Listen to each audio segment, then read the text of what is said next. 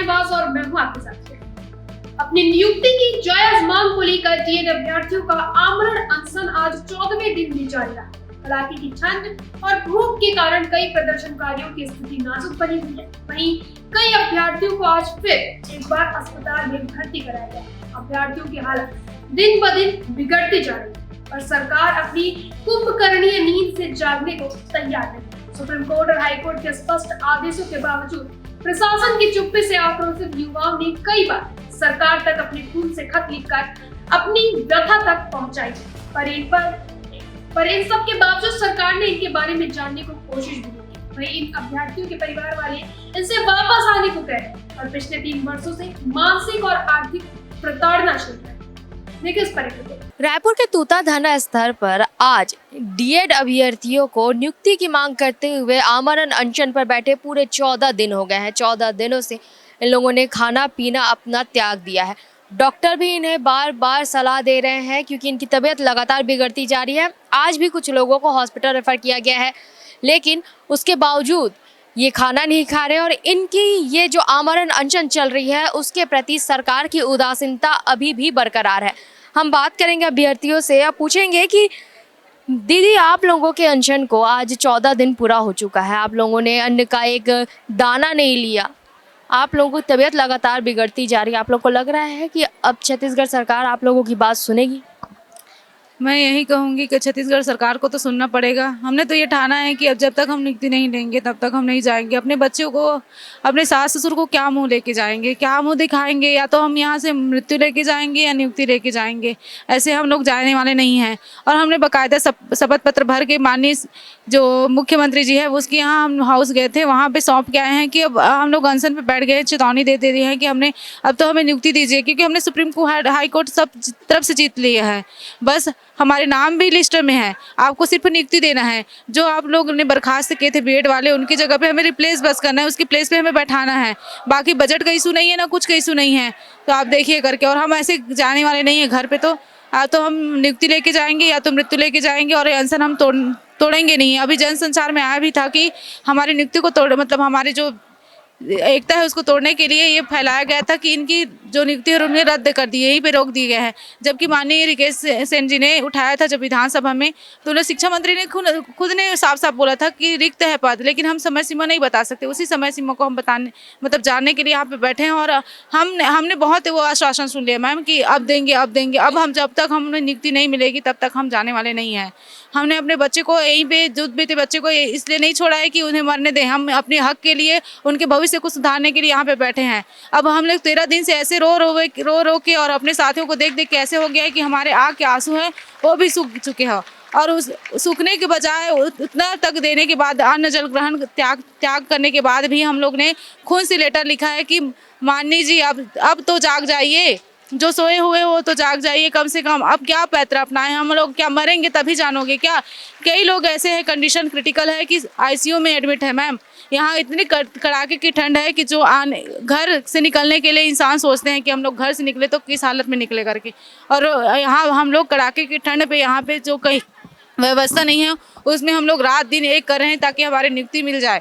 जो हम हक के भागीदार हैं उस हक को हमें मिल जाए, इसलिए हम लोग बैठे हैं। और हम लोग नियुक्ति ले बिना तो जाएंगे नहीं, चाहे हमें मरना पड़े तो मर के दिखाएंगे, बट हम लोग जाएंगे नहीं। इसलिए नहीं पढ़े थे अपने परिवार को मार मार के, अपने बच्चों के पेट को मार मार के, कि हम लोग यहीं भटके। इसी दिन को देखने के लिए हम लोग नहीं बैठे थे। अब हम लोग ने जो जीता है वो हासिल किया है, जो हमारी हक है, जिस पे हमने दिन रात एक करके पढ़ाई की है, उसके लिए हम लोग नियुक्ति लिए बिना तो हम जाएंगे नहीं। चाहे हमें मरना पड़े तो हम मर के जाएंगे, लेकिन हम लोग नियुक्ति लिए बिना नहीं जाएंगे। हमने शपथ पत्र लेके बैठा है। अब सरकार को या तो देना पड़ेगा या तो हमारी मौत जाएगी यहाँ से, लेकिन हम लोग जाएंगे नहीं नियुक्ति लिए बिना। आपने बताया कि आप लोग सीएम साय के निवास पर जाकर आप लोगों ने ज्ञापन सौंपा है कि अब आप लोग इस हड़ताल से पीछे नहीं हटने वाले, तो क्या कहा था सीएम साय ने आप लोगों को? उन्होंने बोला कि आश्वासन दिया कि हाँ हमारे संज्ञान में है, हम लोग करेंगे, इस पर कार्यवाही हो रही है, इस पर जल्द ही आपको रिजल्ट देंगे। लेकिन आज 14 दिन हो गया, हम लोग 26-27 को गए थे, आज देखिए दोबारा 13 दिन हो गया, लेकिन अभी तक एक भी शासन के प्रतिनिधि नहीं आए कि हाँ आप लोग के ऊपर चर्चा हो रही है, आप लोग का होगा। ऐसे कोई नहीं है। शिक्षा मंत्री के यहाँ भी हम लोग गए थे, वहाँ भी यही बोला कि हो रहा है। अभी तक कुछ भी हमें प्रक्रिया दिखाई दे नहीं रही है। और जब तक हमें रिटर्न रूप में मिलेगा नहीं, ऑफिशियल रूप में कि आप लोग का हो रहा है कुछ भी, तो हम लोग यहाँ से अनशन तोड़ के जाने वाले नहीं हैं। चाहे हमें मृत्यु क्यों नहीं मिले, लेकिन हम लोग जाएंगे नहीं यहाँ से। दीदी, आप कहाँ से आई हैं और आपके परिवार में कौन कौन है? मैं जशपुर से आई हूँ, हमारे सीएम सर के गृह निवास से। ज़्यादा दूर नहीं है हमारा और उनका घर। और मेरे घर में मैं सबसे बड़ी हूँ, मेरे से 3 छोटे भाई बहन हैं और कोई नहीं रहता है। मैं कहो तो मतलब मम्मी पापा भी नहीं है। मैं जब छोटी थी तभी मम्मी पापा का देहांत हो गया, और दादा दादी भी नहीं है, और बड़े मम्मी पापा भी, मतलब कोई नहीं है हमारा सपोर्ट के लिए। मेरी नानी घर गांव में ही है, तो नाना नानी काफ़ी सपोर्ट किए पढ़ने के लिए या और भी दूसरे चीज़ों के लिए। उनकी ही बदौलत आज मैं यहाँ पे आई हूँ, यहाँ पे मैं बैठी हूँ। बहुत ही दिक्कतों से मैं पड़ी हूँ मैम, नौकरी के लिए, ताकि मेरा अगर भविष्य बन जाए तो मैं अपने भाई बहनों का भविष्य को बना सकूं करके। मेरा मेरिट लिस्ट में नाम है, तब मैं इतने दूर से यहाँ पर आई हूँ। जैसे कि मैंने भी कहा कि हमारा सपोर्ट करने वाला कोई नहीं है, तो बस किराया भी मैं किसी और से ले करके यहाँ आई हूँ। अब इस आने के लिए भी मुझे किसी और से मांगना पड़ेगा, तब जाके मैं घर पहुँच पाऊंगी। भैया, आप कहाँ से आए हैं और आपके घर परिवार में कितने लोग हैं? सबसे पहले मैं आपके चैनल को धन्यवाद देना चाहता हूँ जो हमारी आवाज़ को सरकार तक पहुँचाने की कर रहे हैं। मैं बिलासपुर से आया हूँ और मैं इतना तकलीफ़ से आया हूँ, पूछो ही मत। लेकिन क्या करूँ, हमारे जो नियुक्ति है उसको लेने के लिए तो हमें आना ही पड़ेगा। सरकार से हम इतना विनती विनय कर रहे हैं, अब तो सुन लो सरकार। 24 तारीख से लेकर आज तक, आज 14वां दिन है, लेकिन सरकार हमारी बात नहीं सुन रहे। हम बिना अन्न जल ग्रहण किए हम इसी तरह पड़े हुए हैं। हम इतने कड़ाके के ठंड में रहे, लेकिन सरकार हमारे सुन नहीं रहे।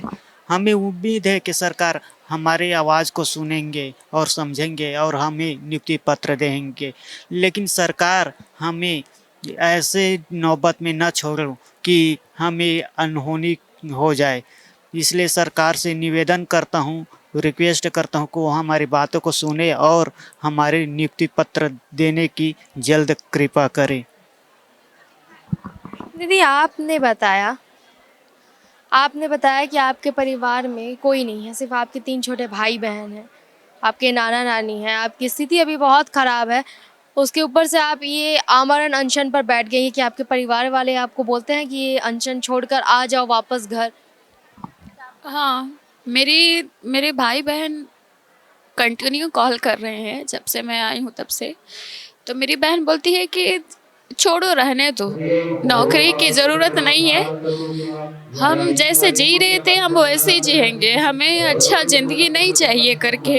अगर आपको कुछ हो जाएगा तो हमारा क्या होगा, क्योंकि इकलौते आप ही हो जो हमारे मम्मी पापा सब कुछ हो करके।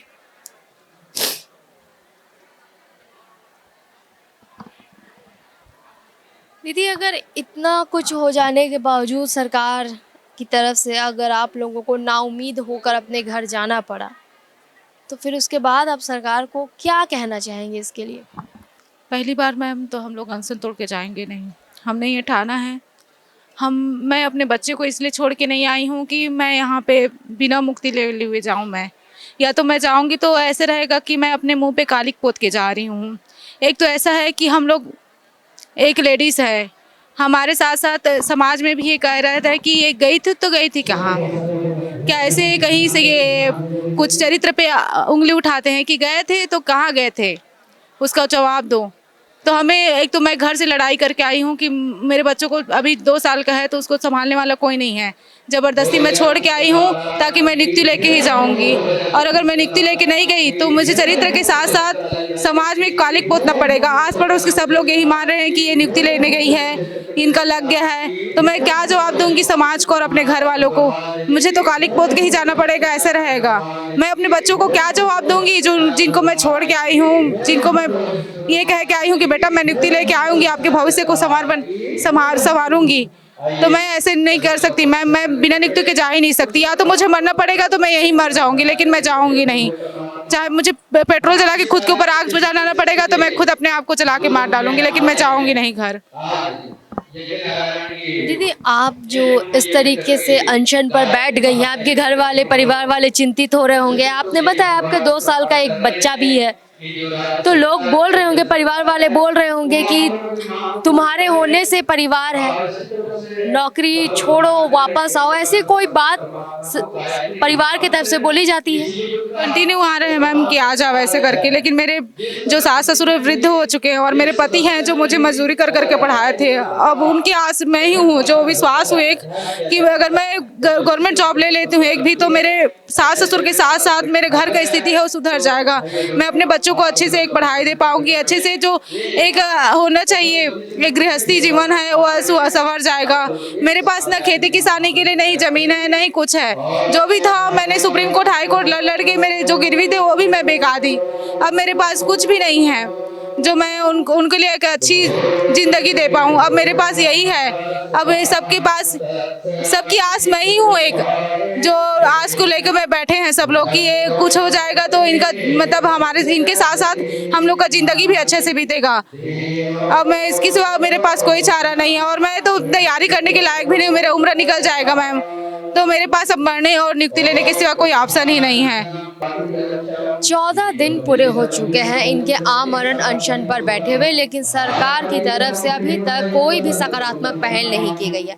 परिवार वाले भी परेशान हैं, लगातार इन्हें फोन्स आ रहे हैं कि आपके घर परिवार है, आपके बच्चे हैं, आप वापस आ जाइए अगर सरकार आपकी बात नहीं सुन रही है। लेकिन यह अभ्यर्थी इन्होंने कसम खाई हुई है कि इस बार वो नियुक्ति लेकर ही रहेंगे। अब देखना होगा कि इनकी ये जो प्रण लेकर बैठे अभ्यर्थी ये जीतते हैं या फिर सरकार की जिद के आगे ये नतमस्तक होते हैं। कैमरामैन नवाज अहमद के साथ सिमरन मिश्रा।